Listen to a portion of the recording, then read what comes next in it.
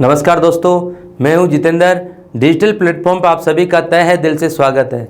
दोस्तों, electrician theory की series में हम आज का जो चैप्टर ले रहे हैं वो है अपना प्रतिरोधकों का समूहन। प्रतिरोधकों के समूहन में दोस्तों क्या क्या होता है? प्रतिरोधकों के समूहन में श्रेणी, समांतर, समांतर श्रेणी या श्रेणी समांतर, या किस प्रकार से आप स्टार में जोड़ते हैं, किस प्रकार से आप डेल्टा में जोड़ते हो, प्रत्येक शाखाओं में करंट कैसे ज्ञात की जाए, प्रत्येक घटकों पर वोल्टेज ड्रॉप कैसे ज्ञात किया जाए, या किसी अज्ञात प्रतिरोध को किस प्रकार से ज्ञात किया जाए, यही सब जो है हम प्रतिरोध के समूहन में पढ़ने वाले हैं। तो आज का हमारा टॉपिक जो है वो है प्रतिरोधकों का समूहन। प्रतिरोधकों का समूहन दोस्तों, ये तो आप सबको पता है कि प्रतिरोधकों का समूहन जो है वो मुख्यतः हम चार प्रकार से करते हैं। प्रतिरोधकों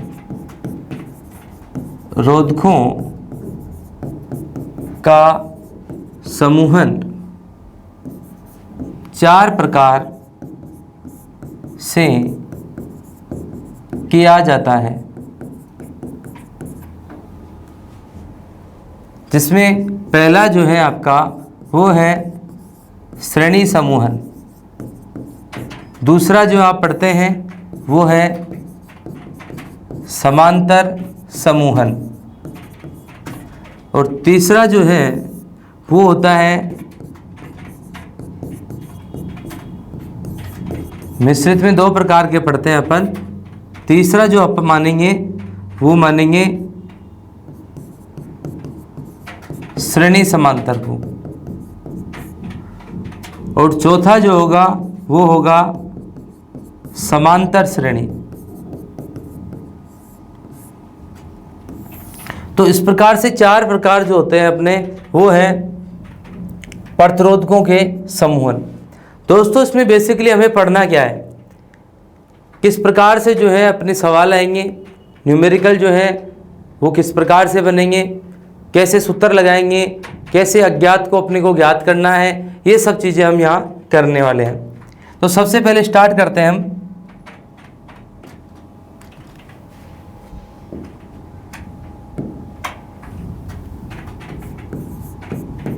श्रेणी समूहन। प्रतिरोधकों का श्रेणी समूहन कह दो या श्रेणी क्रम कह दो, श्रेणी क्रम कह दो। दोस्तों, श्रेणी क्रम की सबसे पहले मैं परिभाषा की बात करूं तो वैसे अपन पहले पढ़ चुके हैं। परिभाषा में ये रेजिस्टेंस है, आप देख पा रहे होंगे कि मैंने इस सर्किट में तीन रेजिस्टेंसों को श्रेणी क्रम में जोड़ा है।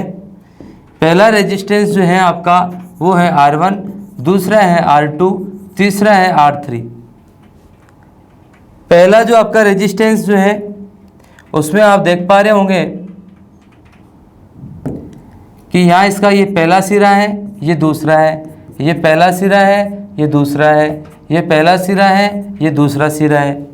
तो यहाँ आप परिभाषा जो बनाते हैं उस परिभाषा में लिखते हैं कि पहले प्रतिरोधक का दूसरा सिरा दूसरे प्रतिरोधक के पहले सिरे से, और दूसरे प्रतिरोधक का दूसरा सिरा तीसरे प्रतिरोधक के पहले सिरे से जुड़ा हुआ हो, तो इस प्रकार का क्रम श्रेणी क्रम कहलाता है।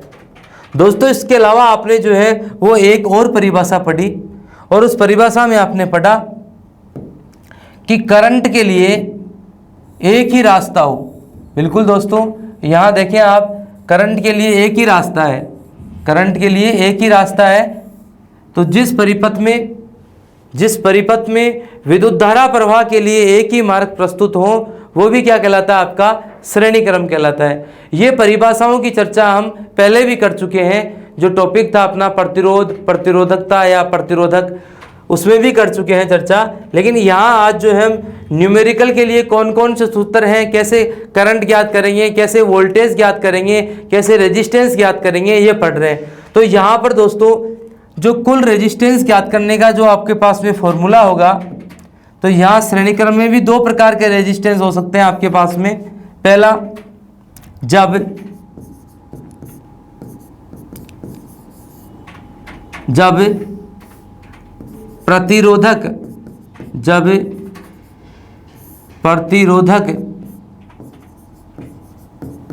अलग अलग मान के हों।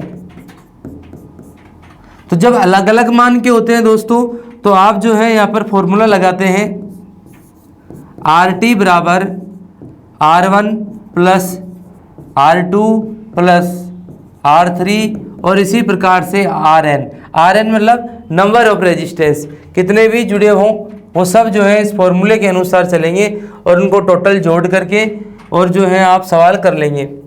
तो इसके अनुसार आप जो है सवाल को करना चाहोगे तो जाहिर सी बात है, यहाँ पर जैसे मान लो मैं कह दूँ एग्जाम्पल के लिए कि ये मान लो 5 ओम है, ये 10 ओम है और ये 15 ओम का है, तो अलग अलग मान के हो गए सब। तो यहाँ आपने ये सूत्र लगाया और R1 का मान कितना था 5, R2 का मान कितना था 10 और R3 का मान कितना था 15, और आप सबको जोड़ करके और यहाँ पर कुल रेजिस्टेंस निकाल लेंगे, यानी RT जो है उसकी वैल्यू कितनी आ जाएगी आपके पास में 30 ओम। तो ये तो दोस्तों कब लगाना है अपने को, जब प्रतिरोधक अलग अलग मान के हों तब की बात है। अब बात आती है जब समान मान में हो तब क्या करेंगे।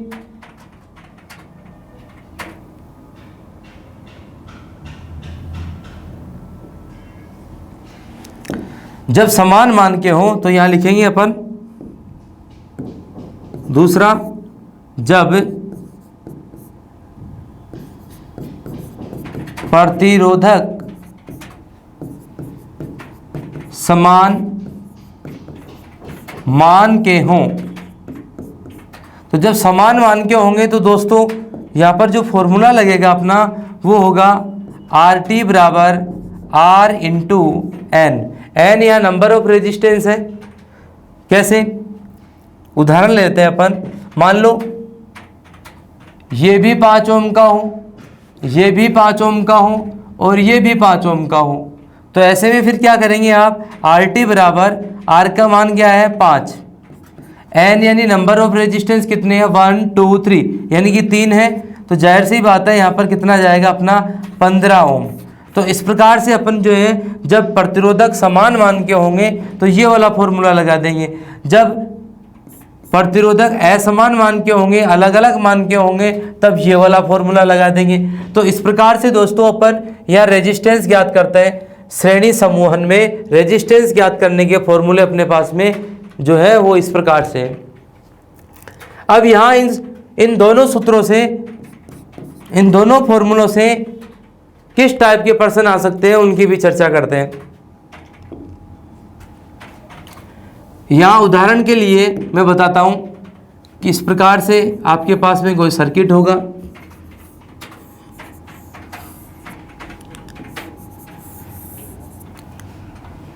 यहाँ लिखा जाएगा 1 ओम, यहाँ 2 ओम, यहाँ 3 ओम, यहाँ 4 ओम और यहाँ 5 ओम।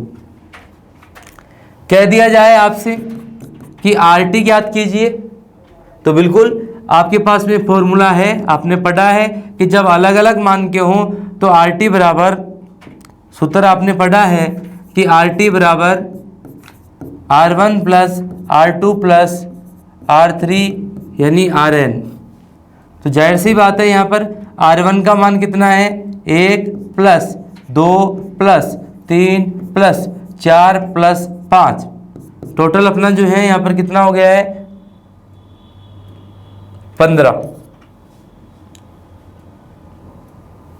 15 ओम जो है आपका यहाँ पर टोटल रेजिस्टेंस आ गया है। तो ये बहुत ही सिंपल फॉर्म में आपको बताया गया है, ऐसे एग्जाम के अंदर जो है वो नहीं आया करते हैं, लेकिन फिर भी अपन जो है वो पूरे न्यूमेरिकल करना चाह रहे हैं। तो जाहिर सी बात है जो सबसे साधारण प्रकार का जो अपना श्रेणी क्रम का सर्किट है जिसमें अलग अलग मान के रेजिस्टेंस जुड़े हुए हैं उस प्रश्न को अपन ने यहाँ सोल्व किया है। ऐसे ही मैं बात करता हूँ आगे।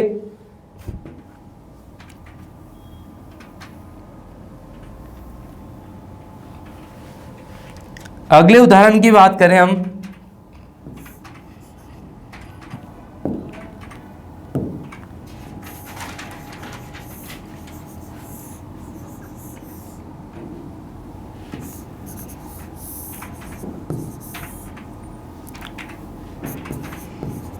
5 ओम, 5 ओम, 5 ओम, 5 ओम, सभी का 5-5 ओम है।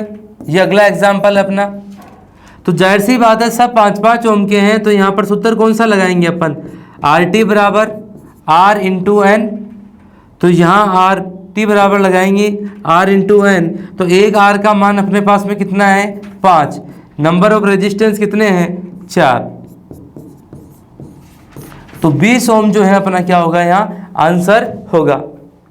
अब दोस्तों इसी प्रश्न में जो है थोड़ा सा अपन आगे बढ़ते हैं। मान लो आपके पास में ऐसे प्रश्न बन करके आ जाए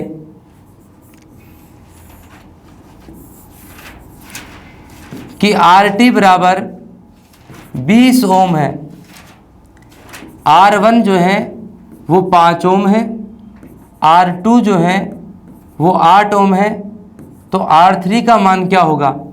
इस प्रकार से प्रश्न बन करके आपके पास में आ गया।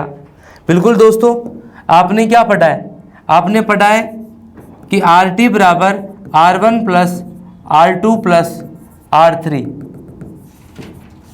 तो जाहिर सी बात है यहाँ आर टी का मान आपको दिया हुआ है, तो 20 लिखेंगे आप। R1 का मान कितना दे रखा है 5, R2 का मान कितना दे रखा है 8, R3 का मान पता नहीं। तो यहाँ आप 20 बराबर 13 प्लस R3, तो R3 बराबर क्या होगा दोस्तों, 20 इधर प्लस का था उधर जाएगा माइनस में, तो कितना आ गया यहाँ पर 7। तो यहाँ 7 ओम जो होगा वो R3 का माना जाएगा। इस प्रकार से ये क्या होगा अपना आंसर होगा। तो दोस्तों यहाँ हो सकता है आपको कोई भी एक वैल्यू जो है वो गायब कर दे, एक कोई भी वैल्यू जो है वो आपको दिया नहीं हो, तो इस प्रकार से अपन जो है वो सूत्र लगाएंगे और सोल्व कर देंगे। इसी प्रकार से इसके अंदर जो है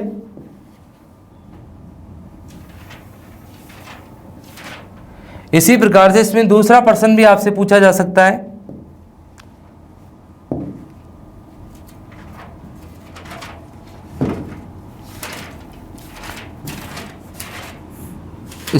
इस प्रकार से इसने श्रेणी क्रम में जोड़ दिए,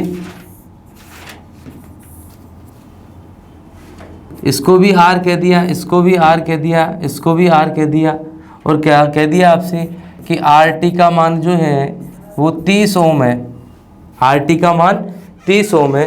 तो बताइए आर की वैल्यू क्या होगी, यानी कि आर जो है उसका मान यहाँ पर पूछा गया है।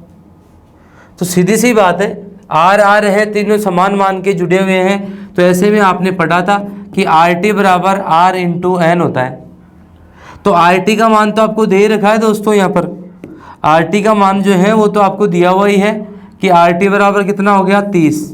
आर का मान नहीं पता अपने को, नंबर ऑफ रेजिस्टेंस तो दे रखे 1, 2 और 3, तो यहाँ लिख दिया मैंने 3। तो यहाँ गुणा में था, तो आर बराबर क्या हो जाएगा 30/3, यानी दोस्तों कितना आ गया 10 ओम। ये किसकी वैल्यू आई है, आर की वैल्यू। तो इस प्रकार से जब समान मान के हों और उनका कुल प्रतिरोध आपको दिया हुआ हो, तो प्रत्येक की वैल्यू जो है हम ज्ञात कर सकते हैं। दोस्तों अपन बहुत ही साधारण तरीके से चल रहे हैं, क्योंकि ये बिल्कुल नॉर्मल क्वेश्चन है और यहीं से अपन स्टार्टिंग करते हैं। आगे फिर हम बात करते हैं इसी श्रेणी क्रम में।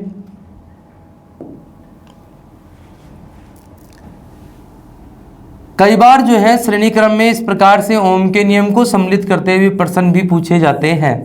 कैसे, ध्यान दें, यहां पर लिख दिया गया 12 वोल्टेज,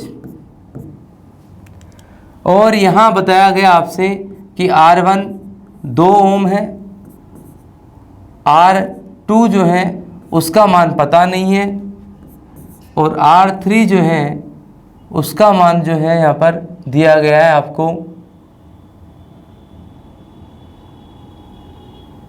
मान लो 2 ओम ही है। इसके अलावा जो है आपको यहाँ सर्किट में करंट का मान दे दिया गया कि करंट जो है यहाँ पर वो है, सपोज करें आप 2 एम्पियर है। तो बताइए इस R2 की मान क्या होगा। तो R2 का मान ज्ञात करने के लिए दोस्तों क्या करना होगा अपने को, यहाँ पर आप देख सकते हैं ध्यान से, आपको टोटल वोल्टेज दिया हुआ है और करंट दी गई है। यानी ये वोल्टेज दिया हुआ है और ये करंट दी गई है। तो आप टोटल रेजिस्टेंस याद कर सकते हैं ओम के नियम के अनुसार, R बराबर V/I। वोल्टेज कितना है यहाँ पर 12, करंट कितनी है यहाँ पर 2, यानी कि टोटल रेजिस्टेंस कितना आ गया आपका 6 ओम। तो दोस्तों टोटल रेजिस्टेंस RT तो होता है ना, वो कितना आ गया 6 ओम। तो यहाँ पर आप लगाएंगे सूत्र कि RT बराबर R1 plus R2 plus R3।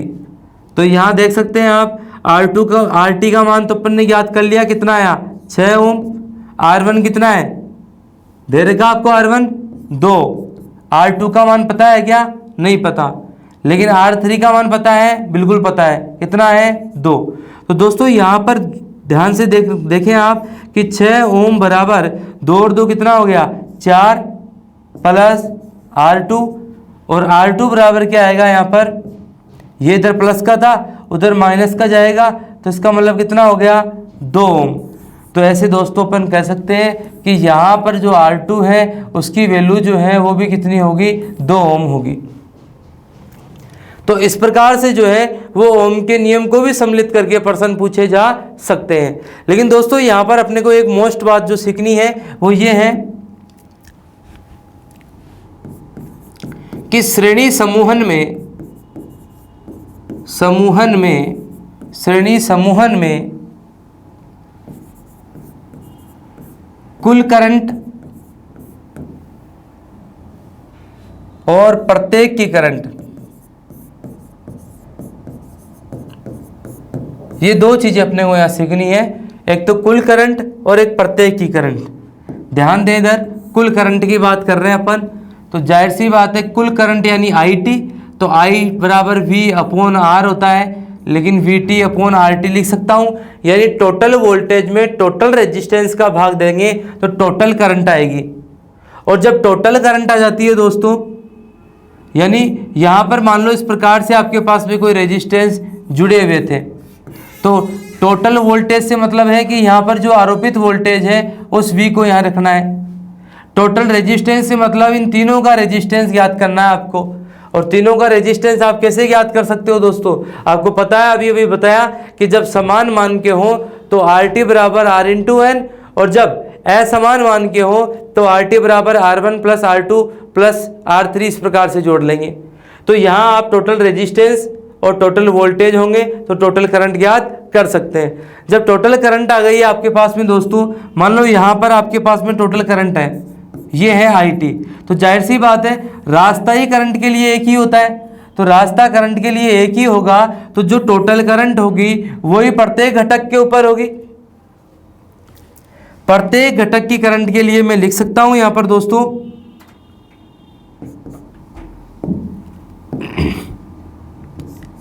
IT बराबर I1 बराबर I2 बराबर I3 बराबर IN।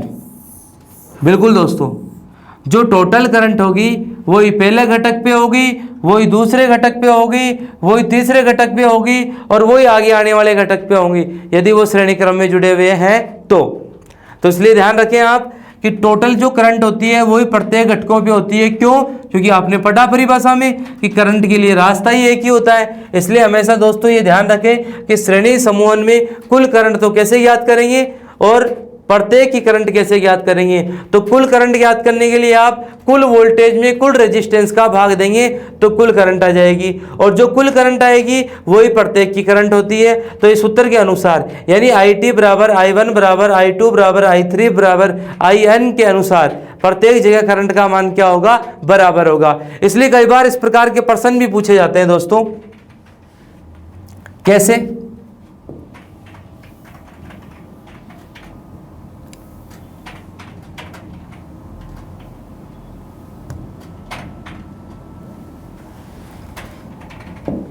कई बार ऐसे प्रश्न पूछ लिए जाते हैं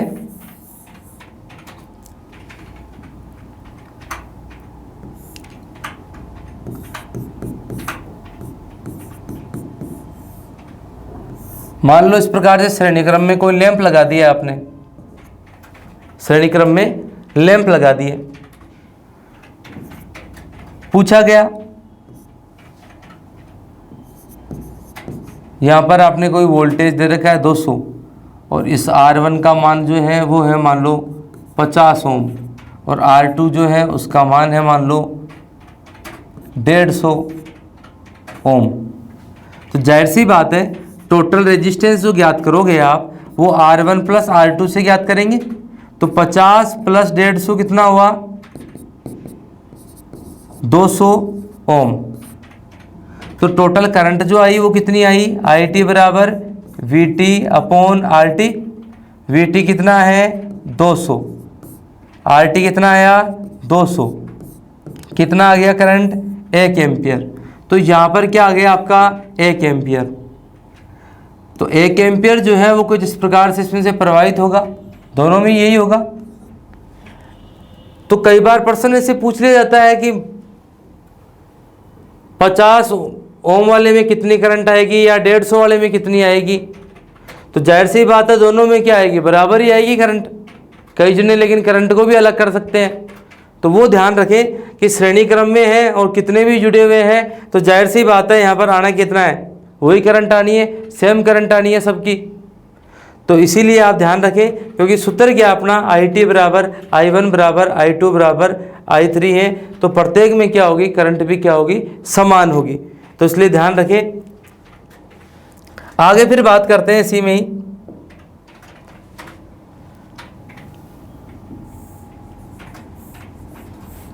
इस प्रकार से भी दोस्तों प्रश्न पूछे जाते हैं।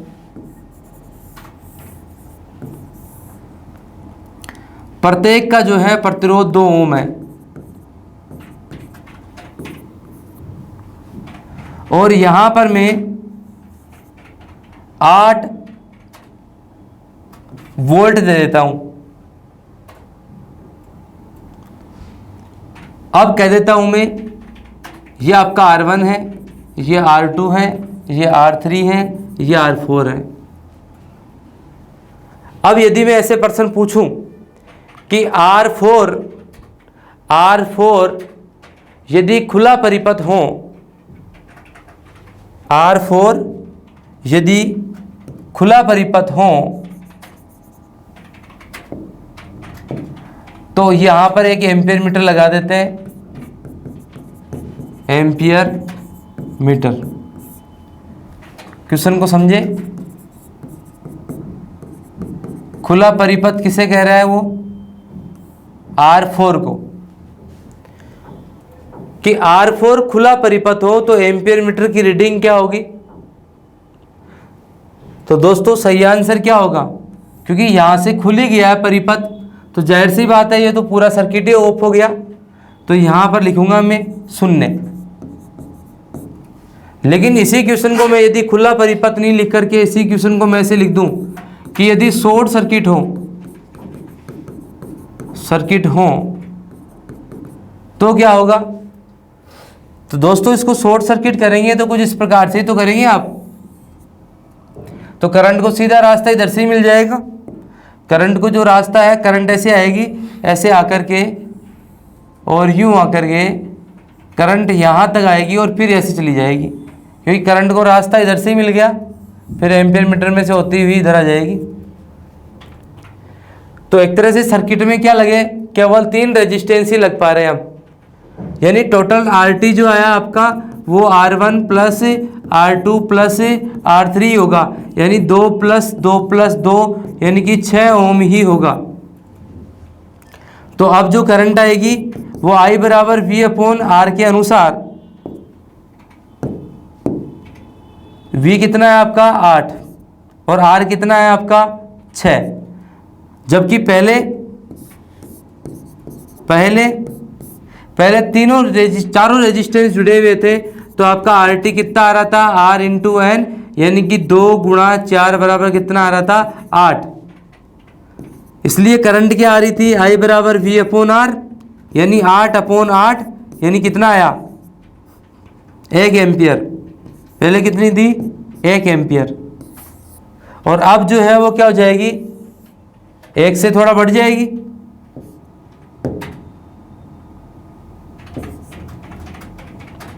यानी 1.3 एम्पियर हो गई। तो पहले की तुलना में क्या हुई है, करंट बढ़ी है।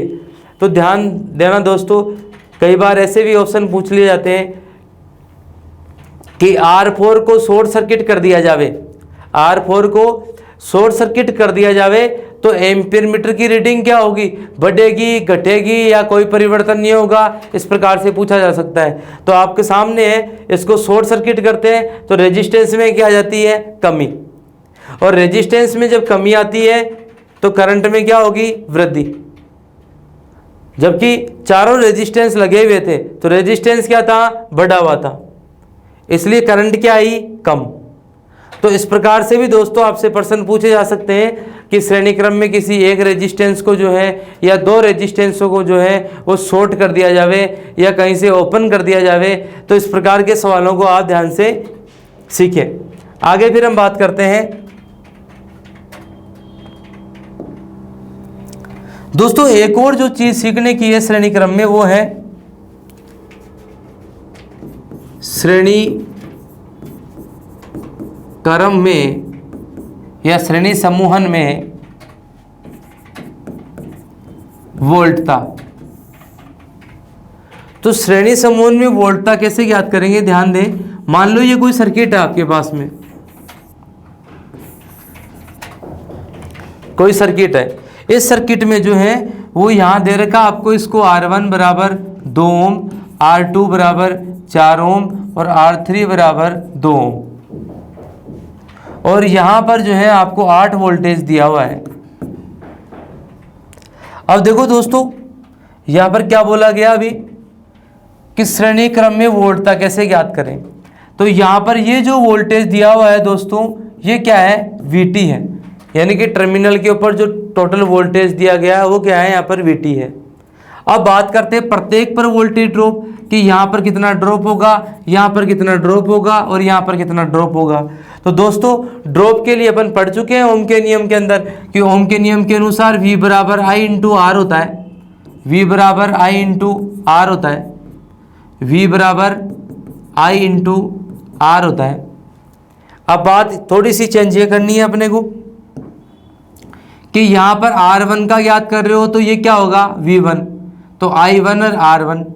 ऐसे ही 2 ज्ञात करते हो तो सब जगह 2 2 लगा देंगे, और 3 ज्ञात कर रहे हैं तो सब जगह 3 3 लगा देंगे। तो प्रत्येक का वोल्टेज ड्रॉप आ जाएगा। दोस्तों प्रत्येक का वोल्टेज ड्रॉप ज्ञात करते हैं अपन एक बार। मान लो यहाँ पर जो है आपके पास में 2 ओम था, यहाँ 4 ओम था, यहाँ 2 ओम है, तो टोटल RT जो हुआ वो R1 plus R2 plus R3 हुआ। तो यानी कि 2 प्लस 4 प्लस 2 यानी कितना हो गया यहाँ पर 8 ओम।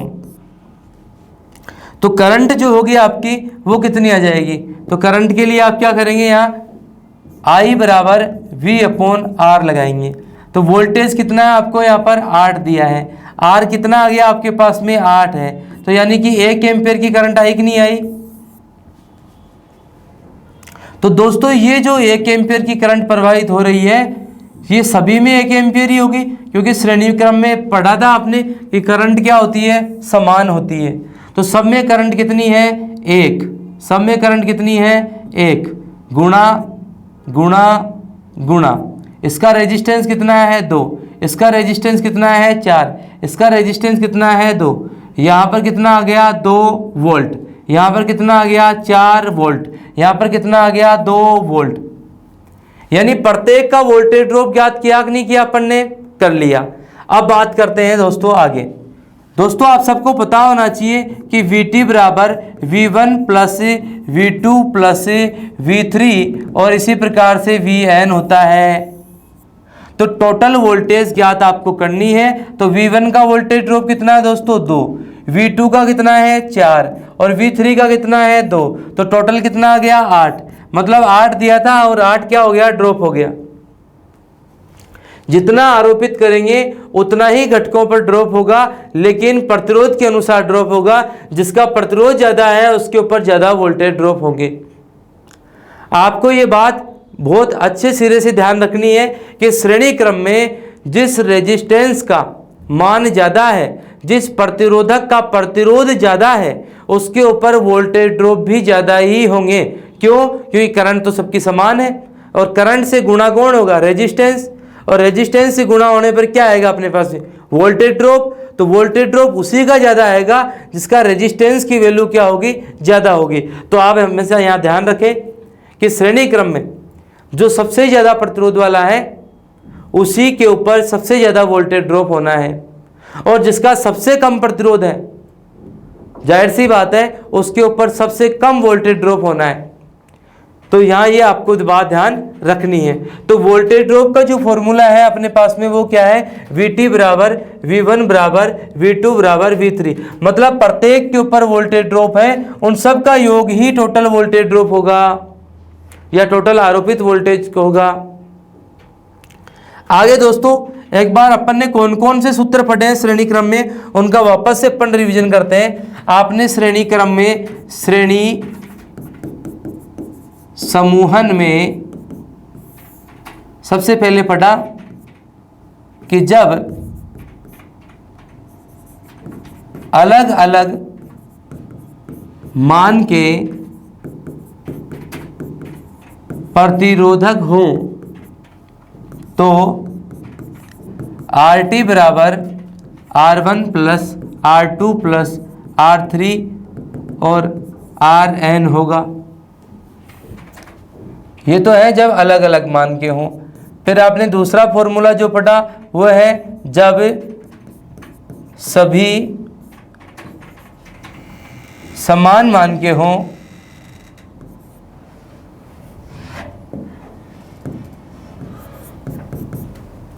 सभी समान मान के हों तो यहाँ RT बराबर R इंटू एन करेंगे। इसी प्रकार से फिर आपने इसमें पढ़ा आगे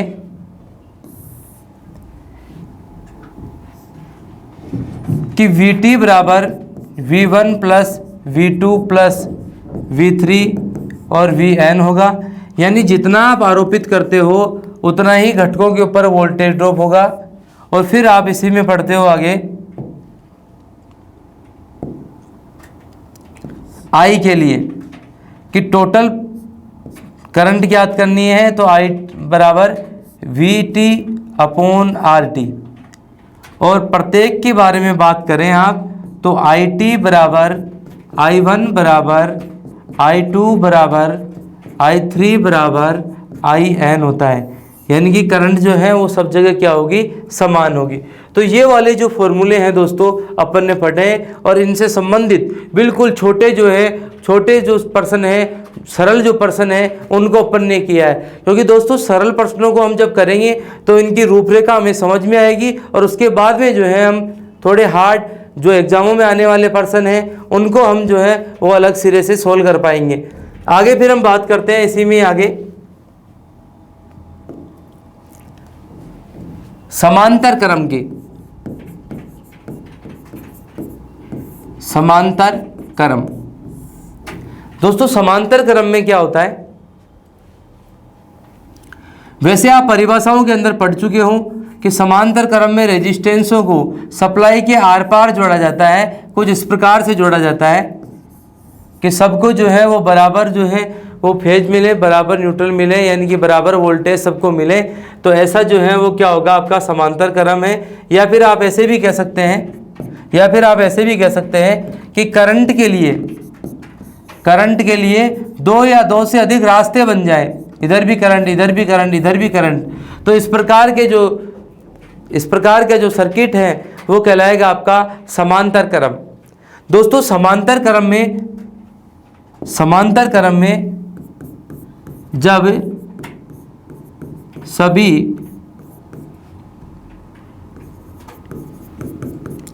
अलग अलग मान के प्रतिरोध हों तो 1/RT बराबर 1/R1 plus 1/R2 plus 1/R3 1/Rn। इस प्रकार से करेंगे। और दूसरा हमें जो पढ़ना है वो है जब सभी समान मान के हों। तो समान मान के जब होते हैं दोस्तों तो आप R बराबर R/n कर देते हैं। अब यहाँ पर जो हमें सीखना है दोस्तों वो क्या है कि इससे कई प्रश्न अपने पास में आ जाते हैं कि जब सभी अलग अलग मान के होते हो तो आपको जो है सबसे पहले न्यूमेरिकल में जो है सूत्रों से संबंधित प्रश्न आते हैं। वो कैसे? समांतर क्रम में जब अलग अलग मान के प्रतिरोध हों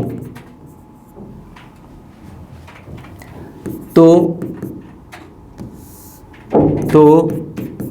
पहला जो सूत्र बनता है आपका वो बनता है 1/RT बराबर 1/R1 प्लस 1/R2 और इसी प्रकार से 1/RN। तो ये तो दोस्तों आपका पहला फॉर्मूला जो है वो बन गया है। अब क्या करते हैं आप, अगला फॉर्मूला बनाते हैं। वो किस प्रकार से होगा? 1/RT बराबर 1/R1 प्लस 1/R2 1/RN था। इस पूरे के नीचे आप 1 मान लेते हैं और वज्र गुणा कर देते हैं। तो जब वज्र गुणा करते हैं तो RT into 1/R1 plus 1/R2 1/RN बराबर 1 और 1 गुणा होंगे तो यहाँ पर 1 आ गया। तो जाहिर सी बात है यहाँ पर मेरे को निकालना है RT का मान। तो RT का मान निकालना है तो 1/1/R1 प्लस 1/R2 और इसी प्रकार से 1/RN करूँगा। तो दोस्तों आप सबको पता होना चाहिए कि कुछ इस प्रकार से जो है वो दूसरा फॉर्मूला जो है वो भी किस काम में आ गया अपना, जब समांतर क्रम हो और अलग अलग मान के प्रतिरोध हो तो ये वाला फॉर्मूला भी अपन कुल प्रतिरोध ज्ञात करने के लिए लगा सकते हैं। दोस्तों इसी में आगे और देखें आप इस प्रकार से भी ज्ञात कर सकते हैं कि 1/RT बराबर 1/R1 प्लस 1/R2 इस प्रकार से है। तो यहाँ पर आपने क्या किया है दोस्तों, R1 और R1 इंटू R2 एलसीएम ले लिया। R1 से R1 गया तो R2 और R2 से R2 गया तो R1 1/RT इस प्रकार से आपने लिया। अब RT का मान चाहिए आपको तो वज्र गुणा करेंगे आप तो RT into R1 plus R2 बराबर R1 इंटू R2। तो इसीलिए RT बराबर क्या हो जाएगा, R1 इंटू R2 और R1 प्लस R2। तो ये वाला जो फॉर्मूला है दोस्तों ये आपका तीसरा फॉर्मूला हो गया है। ऐसे दोस्तों चौथा फॉर्मूला भी आप याद कर सकते हैं। चौथा जो फॉर्मूला होगा उसे भी याद कर सकते हैं। वो कैसे होगा, उसको आप याद करेंगे कि 1/RT बराबर 1/R1 plus 1/R2 plus 1/R3। तो यहाँ पर दोस्तों आप एलसीएम जो लेंगे वो लेंगे R1 into R2 into R3 1/RT ऐसे कैसे आ जाएगा। तो R1 से R1 तो गया तो R2 और R3 बच गया, प्लस R2 से R2 गया, R1 और R3 बच गया, R3 से R3 गया, R1 और R2 बच गया। अब आप इसको वज्र गुणा करके और RT बराबर ज्ञात करना चाहते हैं तो R1 R2 R3 ये तो सब इंटू में आ ही जाएंगे और ऊपर वाला R2 R3 plus R1 R3 plus R1 R2। इस प्रकार से जो दोस्तों आपका चौथा फॉर्मूला कंप्लीट हो जाता है। तो ये चारों फॉर्मूले जो है वो सीधी सी बात है RT का मान यानी टोटल रेजिस्टेंस जो है समांतर क्रम में कैसे ज्ञात करते हैं उसके लिए लगाए जा रहे हैं। अब एक बार अपन एक छोटा सा न्यूमेरिकल लेते हैं। न्यूमेरिकल अपना कुछ इस प्रकार से है। यहाँ रेजिस्टेंस R1 जो है वो 10 ओम है और R2 जो है यहाँ 20 ओम है और R3 जो है यहाँ पर 30 ओम है। आपसे पूछा गया कि कुल प्रतिरोध ज्ञात कीजिए। तो जब कुल प्रतिरोध ज्ञात करना है दोस्तों अपने को तो इस प्रकार से अपन कुल प्रतिरोध ज्ञात कर लेते हैं। यहाँ पर जो है वो सूत्र लगाया मैंने क्योंकि अलग अलग मान के हैं तो 1/RT बराबर 1/R1 plus 1/R2 plus 1/R3 लगाया। 1/R1 का मान कितना है? 1/R1 का मान कितना है? 10। और R2 का मान कितना है यहाँ पर? 20। और R3 का मान कितना है? 30। 1/RT। एलसीएम कितना लेंगे यहाँ पर? 60। तो एलसीएम ले लिया अपन ने, तो ये कितनी बार गया यहाँ पर? 6 बार। ये कितनी बार गया? 3 बार। ये कितनी बार गया? 2 बार। तो इस प्रकार से 1/RT। अब वज्र गुणा जब आप करेंगे तो RT बराबर क्या होगा दोस्तों? 60/11। तो इस प्रकार से जो है आपके पास में कुल रेजिस्टेंस आ जाएगा। तो ये था दोस्तों अपने सवाल को करने का तरीका। जो सबसे सिंपल वाला रेजिस्टेंस ज्ञात करने का था वो ये था। इसी में थोड़ा सा अपन मुश्किल लेते, थोड़ा सा मुश्किल। इस प्रकार से पूछा जा सकता है आपसे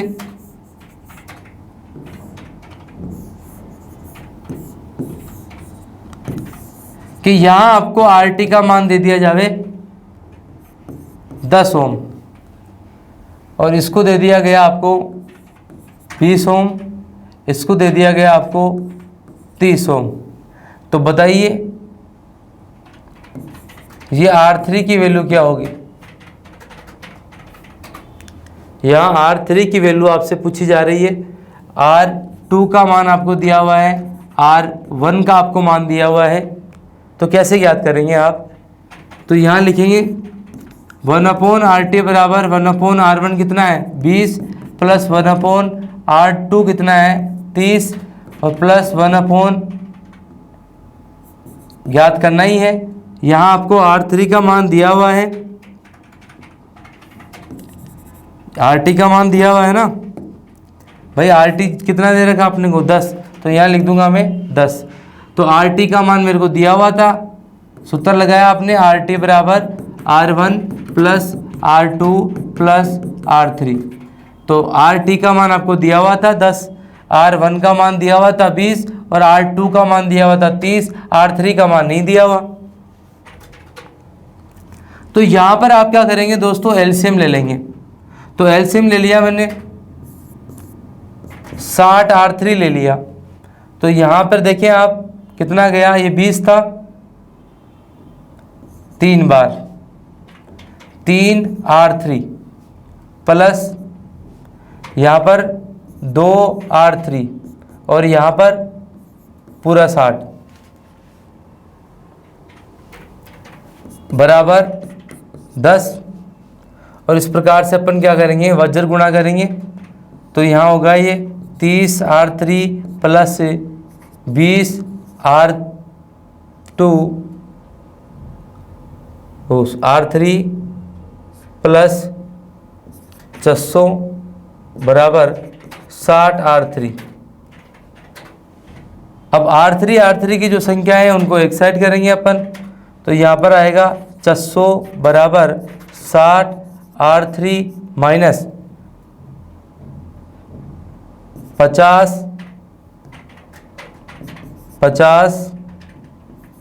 R3। तो यहाँ पर अपने पास में कितना आ गया दोस्तों? ये इसमें से माइनस होकर के 10 R3 आया बराबर 600 और इसका R3 का मान मेरे को निकालना था। तो 10 का भाग लग करके कितना आ गया? 60। यानी कि 60 जो है वो R3 की वैल्यू आ गई। अब एक बार रख करके देख लेते हैं अपन कि मान लो इस प्रकार से होता अपने पास में RT का मान, तो 1/R1 plus 1/R2 plus 1/R3 करते हैं आप। तो यहाँ आप देख सकते हैं कि 1/20 प्लस 1/30 प्लस 1/60 में लिखूँ तो एलसीएम मैंने कितना लिया? 60। तो कितनी बार गया यहाँ पर? 3 बार, यहाँ पर 2 बार और यहाँ 1 बार। तो 1/RT आया और यहाँ पर आप जो है वो RT बराबर कितना कर देंगे? 60/6। तो दोस्तों यहाँ पर कितना आ रहा है? RT का मान आपके पास में 10 ओम। तो इसका मतलब बिल्कुल अपन ने सही किया है। यहाँ पर जो है वो R3 की वैल्यू जो है वो कितनी आएगी? 60 ओम। तो इस प्रकार से भी दोस्तों अपने को सवाल पूछे जा सकते हैं और ये सवाल जो है वो सबको आने चाहिए, क्योंकि जितने भी अपन सर्किट पढ़ने वाले हैं, जितने भी थ्योरी में कोई भी लेसन का अपन सर्किट पढ़ेंगे वो श्रेणी, समांतर और मिश्रित के बिना अधूरा है। इसलिए अपने को ऐसे सवालों को बहुत मेहनत करनी है, प्रैक्टिस करनी है। फिलहाल अपना जो एक उद्देश्य है वो ये है कि श्रेणी, समांतर और मिश्रित में कौन कौन से सूत्र अपने काम में आ सकते हैं वो मैं मोटे तौर पे आपको लगा लगा के बता रहा हूँ। बाकी अपने को न्यूमेरिकल तो इसी के साथ में जुड़ती हुई क्लास लेकर के करना ही है। आगे फिर हम बात करते हैं कि जब समांतर क्रम में कुल करंट और प्रत्येक की current,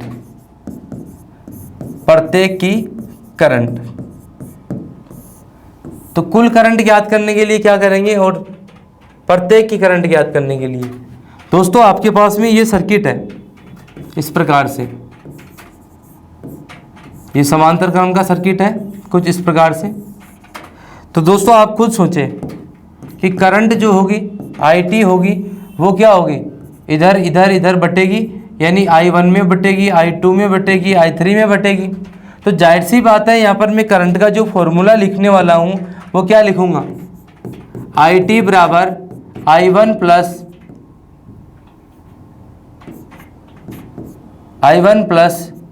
I2 plus I3 plus IN, बिल्कुल यही होगा। यानी कि जो टोटल करंट होगी वो क्या होगी, I1, I2 और I3 इन तीनों का योग टोटल करंट होगी। तो इसलिए फॉर्मूला भी अपना यही आने वाला है। अब बात आती है प्रत्येक की करंट के लिए, तो प्रत्येक की आप करंट निकालना चाह रहे हो तो वही I बराबर V/R होता है। यदि आप पहले की करंट निकालने हो तो I1 कर देंगे यहाँ, यानी यहाँ का वोल्टेज ड्रॉप और यहाँ का रेजिस्टेंस। यदि आप दूसरे घटक के ऊपर बात कर रहे हो तो I बराबर V/R, तो फॉर्मूला वही है लेकिन यहाँ 2 कर देंगे आप। ऐसे ही यहाँ पर यदि I3 यानी तीसरे घटक के ऊपर निकालना चाहते हो तो I3 बराबर I बराबर V/R, तो वही रहना है लेकिन यहाँ पर आप 3 कर देंगे। तो इस प्रकार से जो है दोस्तों अपन प्रत्येक की करंट और कुल करंट ज्ञात कर सकते हैं। आगे फिर हम बात करते हैं इसी में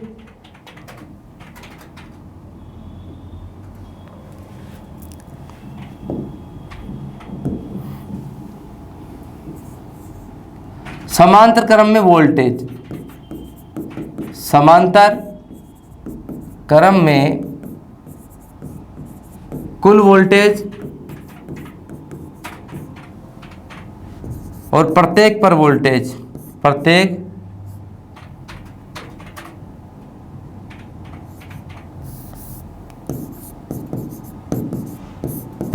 पर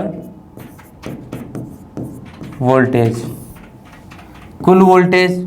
आप खुद ही सोचिए दोस्तों कि आपके पास में कुछ ऐसा सर्किट हो, मान लो ये सर्किट है आपके पास में इस प्रकार से, समांतर क्रम में ये सर्किट है। तो यहाँ पर आप जो वोल्टेज देंगे, मान लो 200 वोल्टेज दिया, तो आपने पढ़ रखा है कि समांतर में वोल्टेज समान होता है, 200 यहाँ होना है, 200 यहाँ होना है, 200 यहाँ होना है। इसका मतलब सीधी सी बात ये हुई कि VT बराबर V1 बराबर V2 बराबर V3 बराबर Vn होता है। यानी वोल्टेज जो होंगे वो टोटल आरोपित वोल्टेज जितने होंगे उतने ही सब घटकों के ऊपर होने वाले हैं। तो यानी ये फॉर्मूला होगा। अब प्रत्येक पर वोल्टेज भी यही रहना है, या फिर आप कुल वोल्टेज ज्ञात करना चाहते हो तो इस प्रकार से भी ज्ञात कर सकते हो कि VT बराबर V बराबर I इंटू R होता है दोस्तों।